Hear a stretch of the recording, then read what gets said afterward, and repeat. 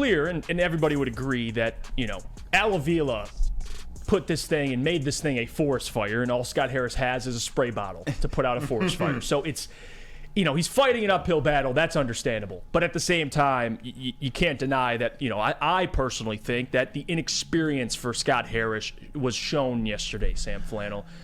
Even though I don't think it's 100% his fault, there's blame to go around. But Scott Harris, this is a tough one. Sam. I will say this, and I was perusing Twitter quite a bit after the Eduardo Rodriguez news broke that he had invoked his no trade clause and the deal to the Dodgers was not able to get done.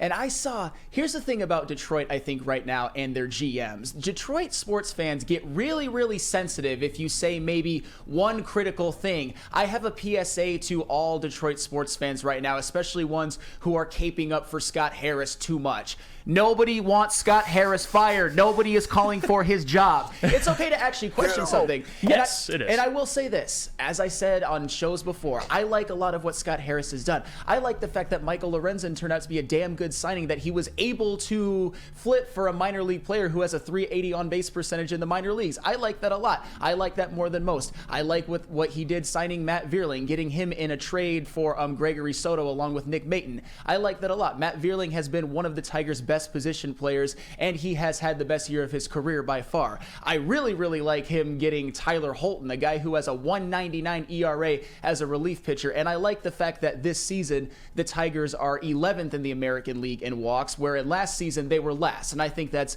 a philosophical thing, and you know me, the more a team walks, the more that they win, the better that they will be, and that will play out because when you walk, you get on base.